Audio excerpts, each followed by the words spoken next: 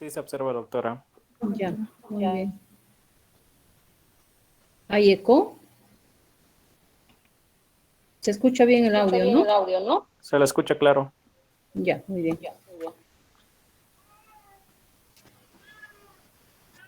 Bueno, entonces,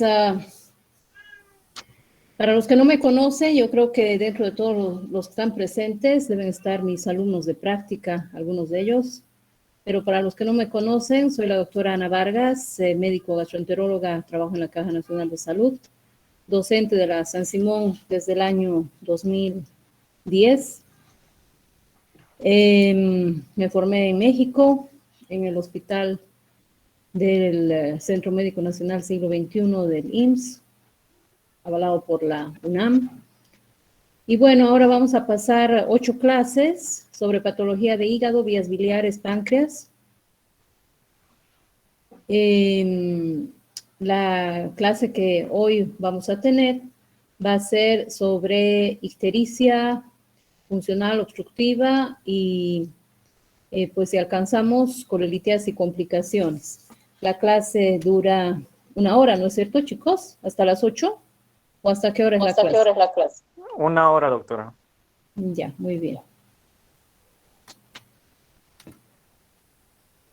Bueno, hablando sobre la ictericia, ustedes saben que la ictericia es la coloración amarilla de piel y mucosas por un aumento de la bilirrubina sérica, y esta bilirrubina generalmente se forma, o en un 80%, se forma a partir del M de la hemoglobina.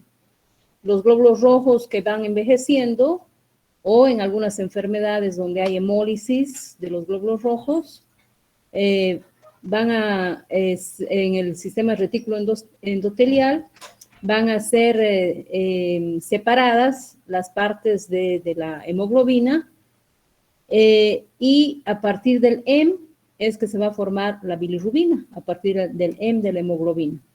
Se forma la bilirrubina indirecta, y esta bilirrubina indirecta se va a asociar con la albúmina, y de esta manera la albúmina va a ser la transportadora de la bilirrubina indirecta hacia los hepatocitos, hacia el hígado, ¿no? Ya dentro de los hepatocitos, esta bilirrubina indirecta se va a unir a las ligandinas Y y Z, y luego, pues ya dentro de los hepatocitos va a haber una transformación de bilirrubina indirecta a bilirrubina directa.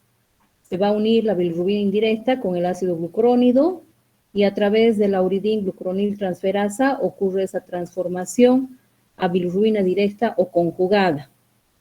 Entonces, luego ya de los hepatocitos van a eliminar esta bilirrubina directa hacia la bilis, o junto con el colesterol, junto con los ácidos biliares.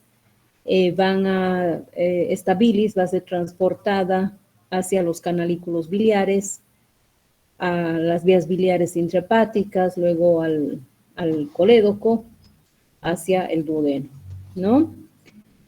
Por lo tanto, va a haber diferentes tipos de ictericias. Por la topografía y por la patogenia, vamos a tener las ictericias topográficamente, las prehepáticas, las hepáticas y la poshepática. Por la patogenia, en realidad la prehepática se refiere a aquellas alteraciones, según la patogenia, donde existe hemólisis. Enfermedades como la anemia hemolítica, como la talasemia, la esferocitosis, donde puede existir hemólisis de los eritrocitos, y a partir de ahí se forma la bilirrubina, y por lo tanto la bilirrubina que predomina en estas enfermedades es la bilirrubina indirecta. La hepática topográficamente corresponde a daño hepatocelular según la patogenia. Y el daño hepatocelular, por ejemplo, se va a dar en las hepatitis agudas, en las hepatitis crónicas, en la cirrosis, en hepatopatías donde haya una alteración de los hepatocitos. Y en estas enfermedades Va a haber una elevación de las bilirrubinas, pero va a haber una elevación tanto de la directa como de la indirecta, ¿no? En la hemolítica es más la indirecta. Y en la última, que es la poshepática u obstructiva por la patogenia, esto se va a producir en todas aquellas patologías donde haya una obstrucción a la salida de la bilis, o sea, patologías que estén comprometiendo los conductos biliares. Y como ya hemos visto, si la bilirrubina se transforma en bilirrubina directa en los hepatocitos, entonces en la ictericia obstructiva, la elevación de la bilirrubina va a estar sobre todo a expensas de la bilirrubina directa o conjugada. Entonces, donde existe hemólisis, vamos a tener una elevación sobre todo de la bilirrubina indirecta o no conjugada. Y en estas enfermedades son, por ejemplo, la microesferocitosis, la drepanocitosis, cuando hay una deficiencia de 6-fosfato deshidrogenasa, la intoxicación por plomo o la anemia hemolítica autoinmune. Entre otras enfermedades, tenemos algunas enfermedades parasitarias, por ejemplo, en el paludismo, también vamos a tener hemólisis y puede haber ictericia en estos pacientes con una elevación de la bilirrubina indirecta. La intoxicación por hongos, en algunas otras intoxicaciones por plomo, por ejemplo, ¿no? Como aquí vimos, como aquí hemos visto. Ahora, existen enfermedades donde hay hiperbilirrubinemias, donde se eleva la bilirrubina indirecta, pero estas enfermedades son de tipo funcional. No hay son generalmente patologías que son transmitidas de la madre a los hijos. Por ejemplo, tenemos en estos síndromes funcionales donde hay una hiperbilirrubinemia no conjugada o indirecta, tenemos al síndrome de Gilbert y también al síndrome de Klinger-Najar tipo 1 y tipo 2. El síndrome de Gilbert es algo benigno, ¿no? Donde nada más hay una elevación de la bilirrubina indirecta, el resto del perfil hepático, las transaminasas, la fosfatasa alcalina, el tiempo de protrombina, la albúmina, todo es normal. Lo único que se eleva es la bilirrubina a expensas de la indirecta. Y se hereda por un gen autosómico dominante de penetración variable. Es más frecuente en el sexo masculino y se manifiesta entre la segunda y tercera década de la vida. Esta ictericia a expensas de la indirecta se produce porque hay un déficit de la uridina difosfoglucuronil transferasa. Al haber este déficit, pues no va a haber esa conjugación en los hepatocitos y no va a transformarse la bilirrubina indirecta en bilirrubina directa. Esta hiperbilirrubinemia no va a ser demasiado alta, va a estar entre 2 y 5 miligramos por decilitro, no va a haber coluria y el paciente lo único que va a notar es la coloración, el tinte ictérico en piel y mucosas cuando tenga estrés o cuando ingiera demasiada bebida alcohólica o tenga algún proceso infeccioso o haga ayuno por alguna situación, pues aparece este tipo de ictericia. Luego desaparece, o sea, es intermitente y se manifiesta más en este tipo de situaciones. La ecografía va a estar normal, el resto del perfil hepático va a estar normal y es totalmente benigno, no altera la función hepática. Y bueno, hay que hacer diagnóstico diferencial con hemólisis, ¿no? Donde hemos dicho de que también va a haber un aumento de la bilirrubina indirecta. En este caso de la hemólisis, pues va a haber otro tipo de alteraciones, va a haber aumento de los reticulocitos, la prueba de Kunz va a estar positiva, Entonces, en el caso de Gilbert no va a haber tal situación.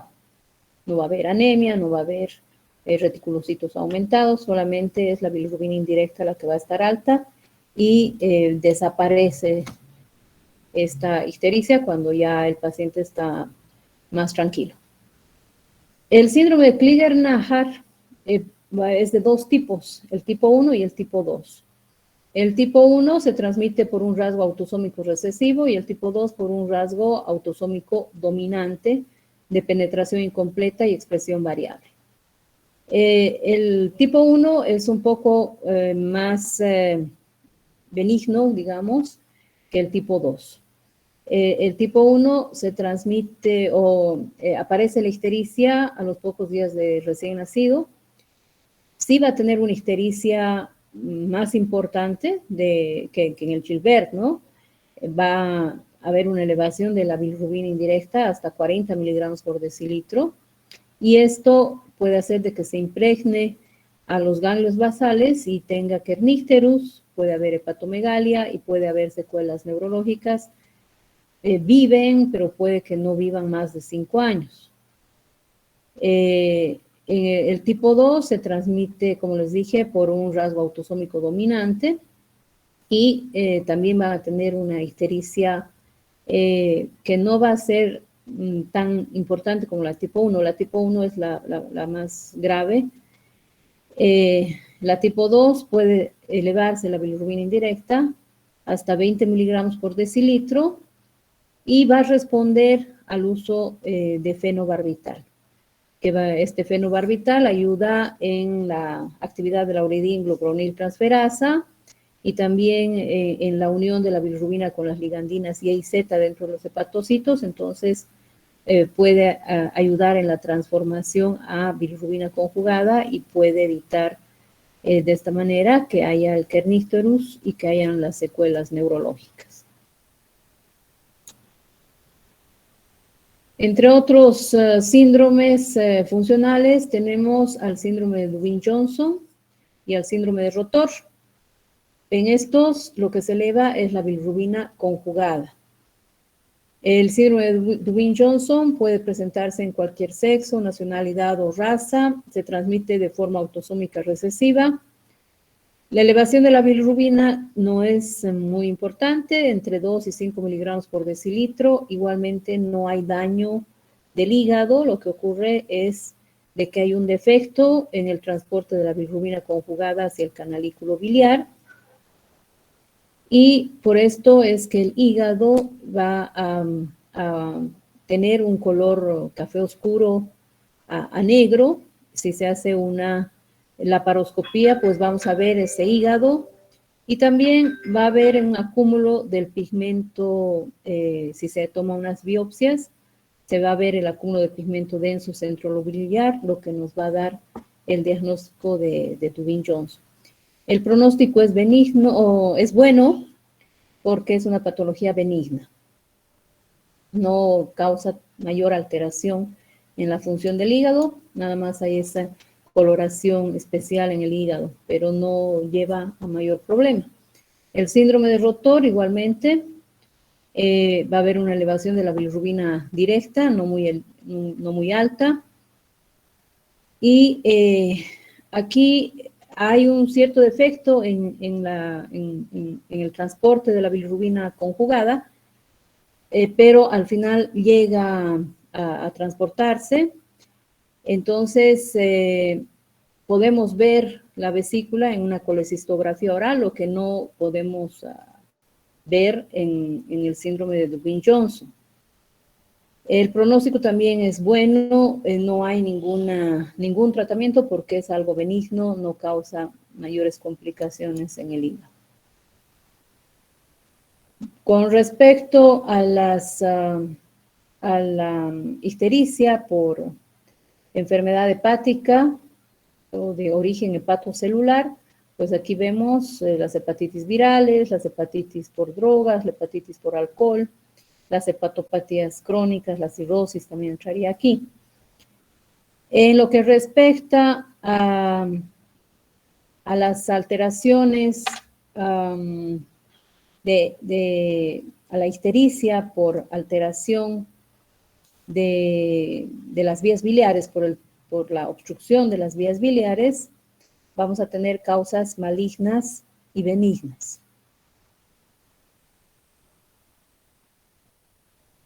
Entre las causas benignas, la más frecuente es la presencia de cálculos en la vía biliar, lo que se denomina colédocolitiasis.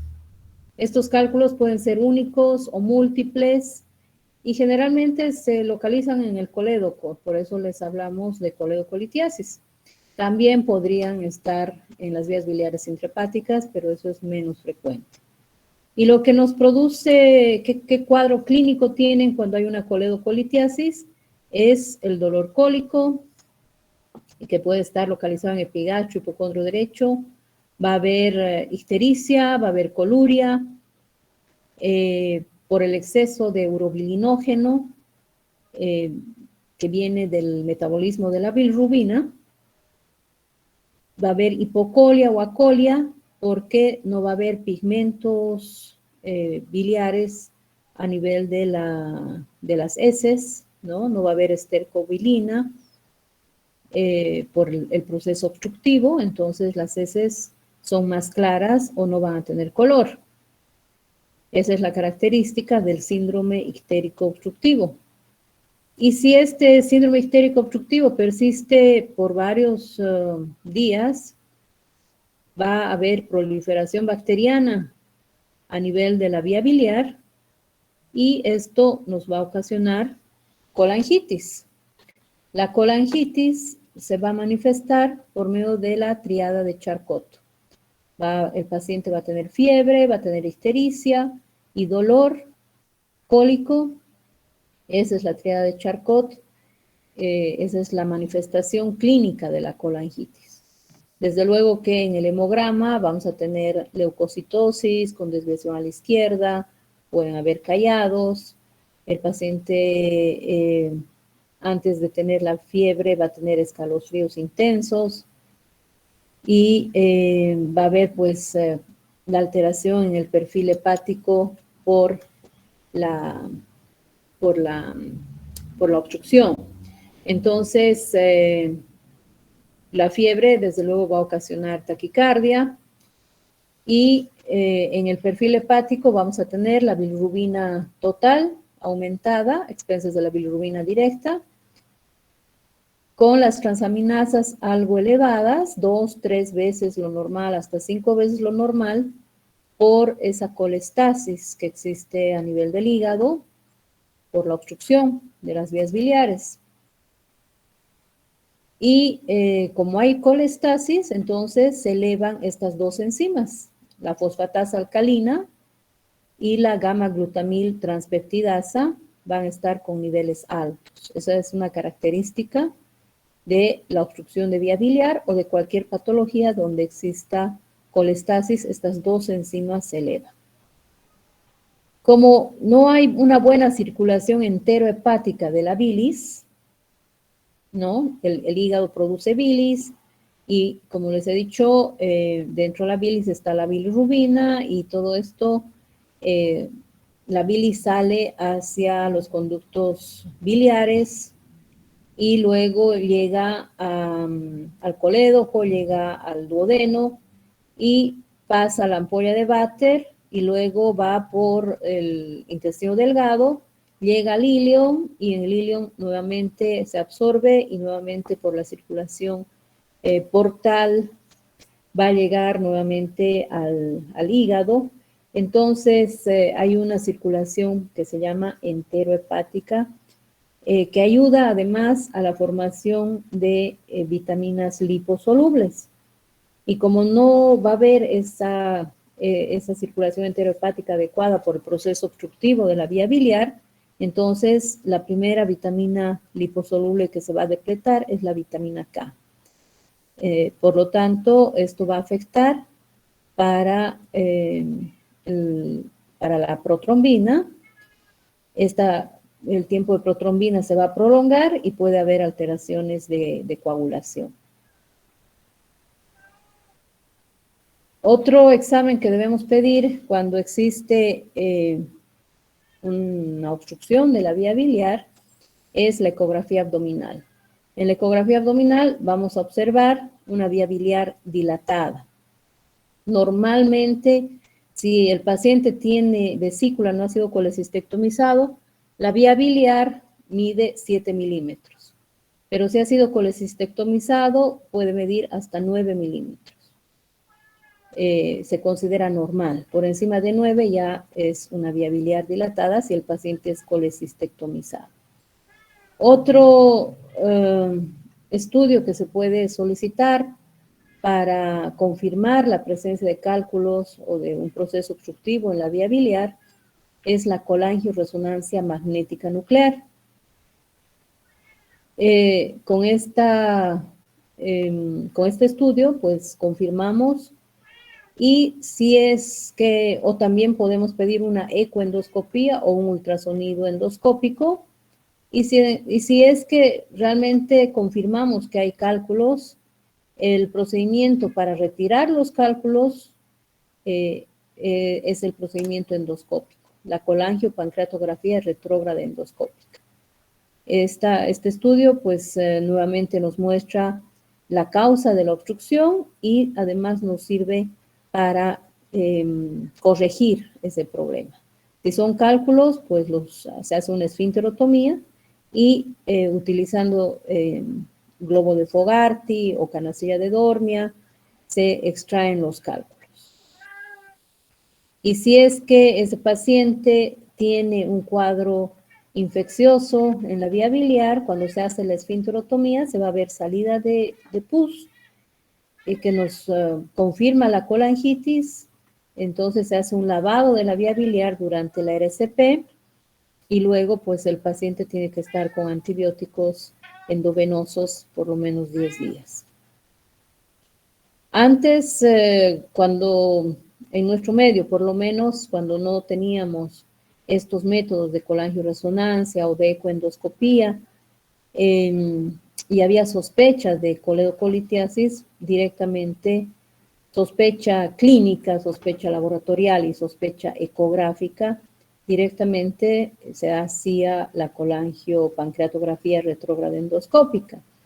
Pero actualmente, felizmente, ya contamos en nuestro medio y en diferentes seguros con la colangioresonancia magnética nuclear o con ecoendoscopía. Entonces, ya podemos pedir estos estudios en aquellos pacientes en los que dudamos de que exista una microcoledocolitiasis o algún otro proceso en la vía biliar que esté obstruyendo. Y si existe duda diagnóstica, no está muy claro el diagnóstico de la causa de la obstrucción, pues es bueno hacer primero estos estudios, la colangioresonancia o la ecoendoscopía, y ya con este resultado ir directamente a una colangiopancreatografía retrógrada endoscópica para la terapéutica, para resolver la obstrucción. Si son cálculos, se extraen. Si son parásitos como ascaris, como quistidatídico o fasciola hepática, también se los extrae por vía endoscópica.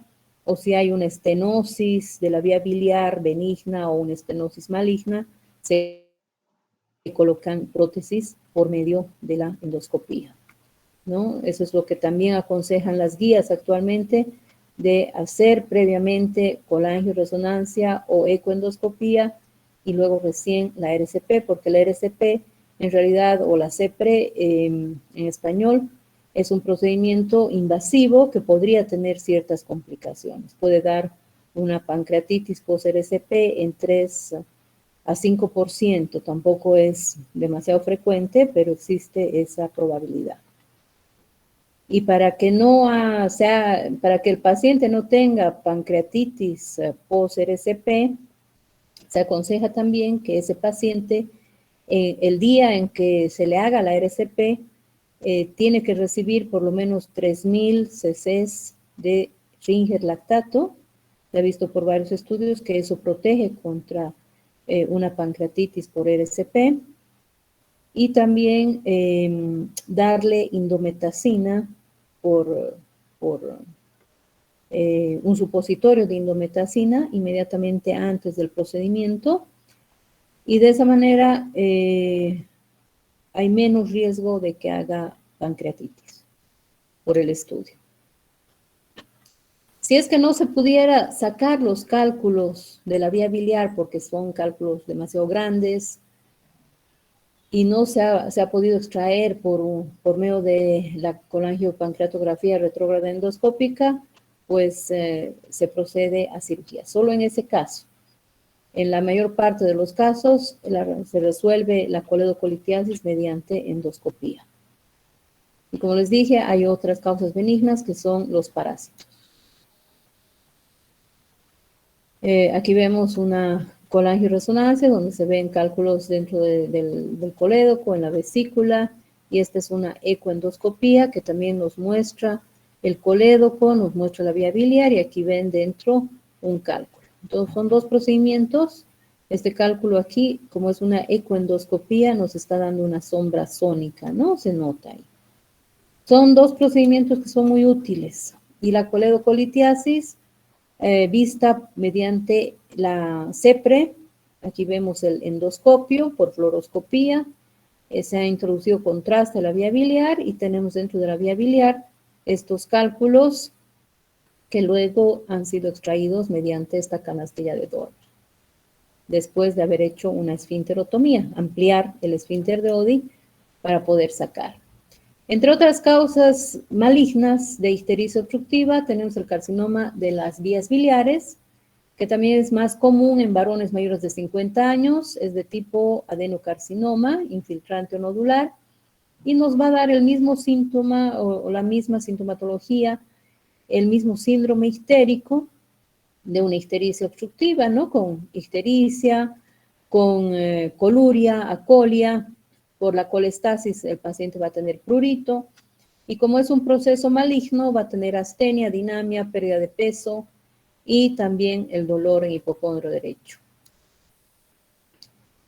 La obstrucción maligna o un cáncer de la vía biliar a nivel del hepático común recibe el nombre de tumor de Klatskin. Y este puede ser de tres tipos: esclerosante, papilar o nodular. Y las vías de diseminación del cáncer de vías biliares es por una invasión transmural a tejido periductal y estructuras adyacentes. Puede comprometer hígado, incluso vesícula, ¿no? Y también puede haber infiltración al final hacia el duodeno, y puede haber metástasis también por vía linfática. En el caso de cáncer de vías biliares, el antígeno carcino embrionario y el CA19-9 pueden estar elevados. Nos ayuda en el diagnóstico el laboratorio, donde vamos a observar bilirrubina alta a expensas de la directa, fosfatasa alcalina alta, la gamma-glutamil transpeptidasa elevada, las transaminasas algo altas, la ecografía que nos va a mostrar la dilatación de la vía biliar, la colangioresonancia magnética nuclear que nos va a mostrar dónde se encuentra la estenosis, de qué tamaño tiene, exactamente en qué situación está. Y ya con la RCP, pues se confirma esto. Se puede tomar un cepillado, se puede tomar muestras para citología o muestras para hacer biopsia también de la vía biliar y poner una prótesis biliar para evitar que el paciente haga colangitis. La tomografía de abdomen con contraste nos sirve para estadificar, para ver si existe metástasis a otros órganos, qué ganglios están comprometidos y ver si es que es factible hacer algún tipo de cirugía. El tratamiento, si es posible hacer todavía algún procedimiento quirúrgico, pues se lo hace, o si ya son pacientes que son muy ancianos, que tienen algunas otras enfermedades o que ya tienen metástasis, el tratamiento paliativo es la colocación de una endoprótesis biliar. El pronóstico es malo, con sobrevida a 5 años de menos del 30%. Entonces, para el tumor de Klatskin tenemos la clasificación de Bismuth-Corlett. Esta clasificación la utilizamos mediante la CEPRE, en la que se va a pintar con el contraste la vía biliar y vamos a poder valorar, bueno, esto también con la colangioresonancia podemos observar, vamos a poder valorar a qué nivel está el tumor. En la tipo 1, el Bismuth-Corlett tipo 1, se considera cuando esta neoplasia está por debajo de la confluencia de los conductos hepáticos derecho e izquierdo.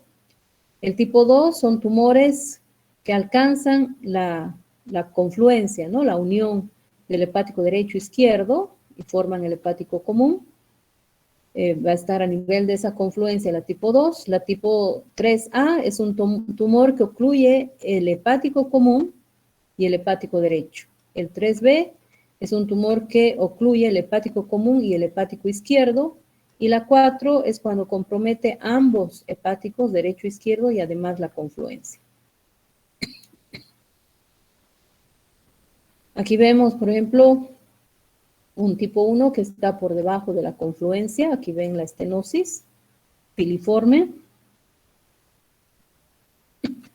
Y aquí tenemos un Bismuth-Corlett tipo 4, donde está comprometido la confluencia y además hepático derecho, hepático izquierdo y por debajo también, ¿no? De la confluencia. Y este es un paciente que además de tener este tumor de Klatskin, tiene cálculos en el colédoco, que se los han extirpado. Y como tratamiento paliativo, entonces se ha colocado estas prótesis biliares, una que va hacia el hepático derecho y otra que va hacia el hepático izquierdo. Y son prótesis largas que salen por la ampolla de Vater hacia el duodeno. Y de esa manera, pues, se descomprime la vía biliar y se evita que el paciente haga colangitis y sepsis y que esa sea la causa, pues, de su fallecimiento. El ampuloma es el carcinoma a nivel de la ampolla de Vater, que es más común igualmente en personas mayores de 50 años.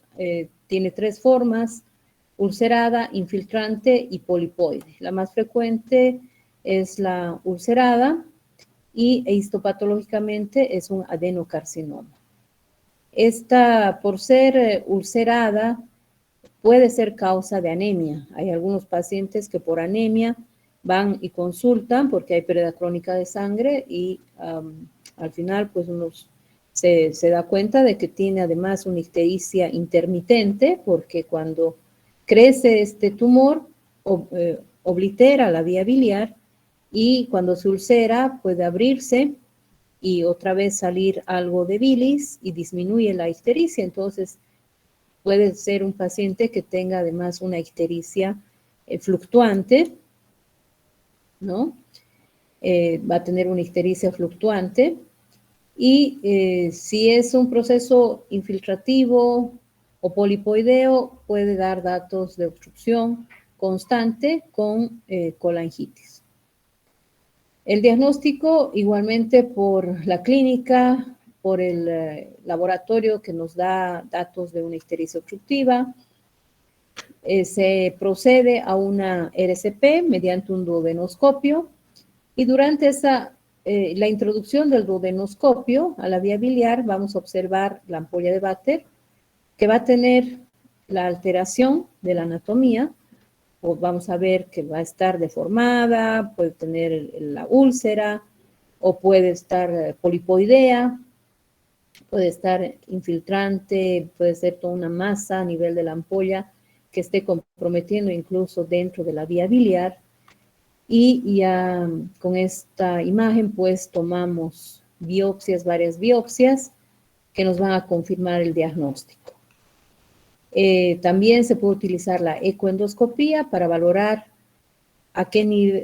cuánto compromiso tiene en la pared del duodeno este tumor, y si es factible realizar una ampulectomía endoscópica como tratamiento, ¿no? Además, a ese paciente se le tiene que hacer una tomografía con contraste para determinar si es que hay metástasis a cercanía o a distancia, si hay compromiso de ganglios, o sea, hacer una clasificación de TNM y de acuerdo a eso hacer el tratamiento, determinar si el tratamiento va a ser quirúrgico o se puede hacer un tratamiento endoscópico mediante una ampulectomía endoscópica si es que es un cáncer temprano que no está comprometiendo en profundidad y que no está dando metástasis, ¿no? a otros órganos. El tratamiento, si llega a ser quirúrgico, la cirugía que se hace es una cirugía amplia, es una cirugía con alta morbilidad y con riesgo también pues de mortalidad, que es la cirugía de Whipple. Y si es que es un paciente que ya tiene metástasis, que no puede ser operado, que no puede resecarse por vía endoscópica, el tratamiento paliativo es colocar prótesis biliar. La sobrevida en estos casos de 6 meses a 2 años, si es que es irresecable. Y aquí vemos una ampolla de váter normal y este es un ampuloma donde ven de que está friable la mucosa, está fácilmente sangrante y está con una superficie irregular. Hemos tenido algunos pacientes con ampuloma en la caja y que se les ha hecho la cirugía de Whipple, unos 2 o 3, con resultados buenos.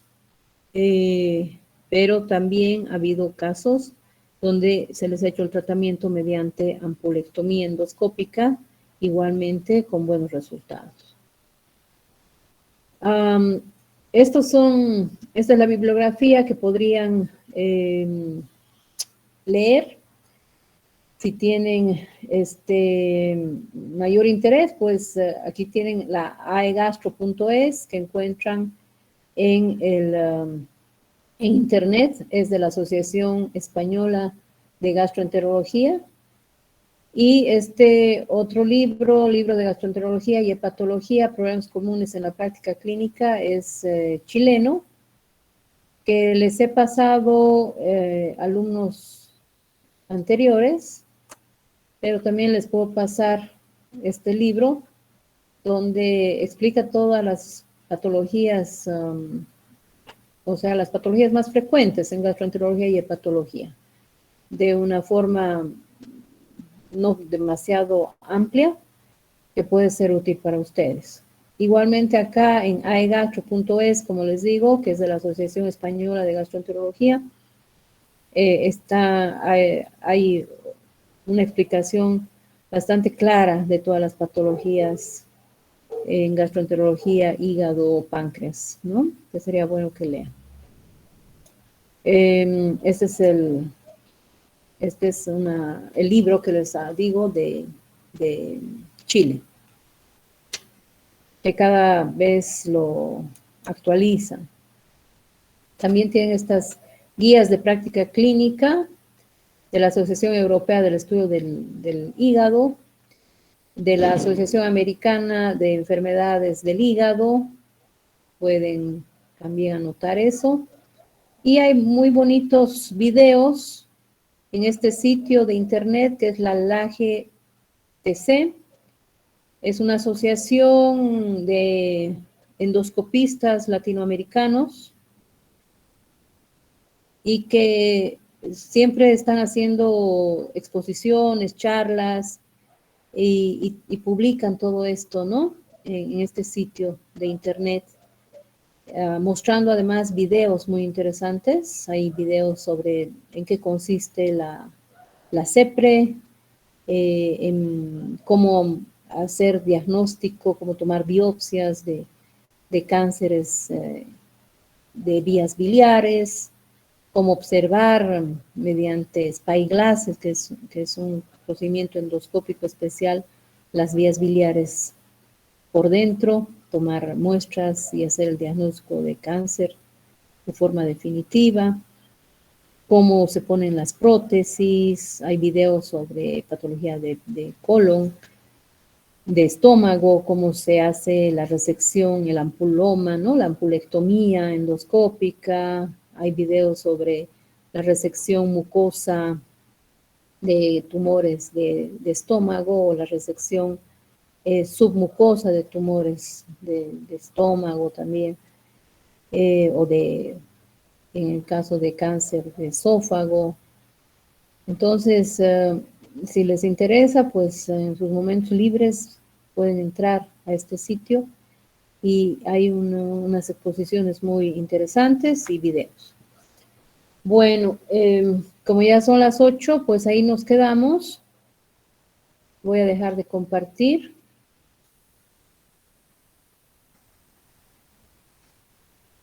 Si tienen alguna pregunta, a ver, voy a cerrar un momentito.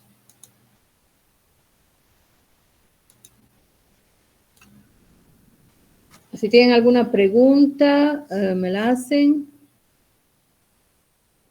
Y si no,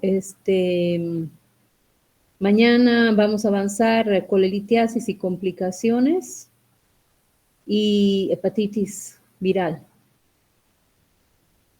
Espero que tengan más suerte con la computadora y entremos a las 7 en punto, ¿sí?